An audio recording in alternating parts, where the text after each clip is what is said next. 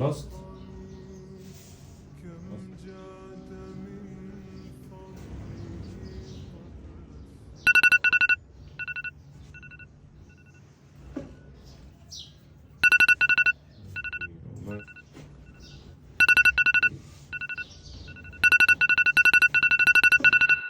إن نعمة الله عز وجل قل أن تفر عن أحد ثم تعود إليه. استشعر نعمة ربنا عليك. في ناس كتير حاسة ان حياتها مملة وروتينية، وحاسة ان ناقصها كتير ومش باصة للي في ايديها، ومش مستشعرة ان كان في ناس زيها وكانوا احسن كمان. دلوقتي امنيتهم ان هم بس يعيشوا الحياة الروتينية دي. لما تصبح امن ومعافى وعندك قوت يومك، انت كده معاك الدنيا كلها. ووهم الاحتياج اللي انت فيه ده هتعرفه لما تفقد النعمة. فاشكر النعمة تزيد، وارضى بما قسمه الله لك تكن اغنى الناس.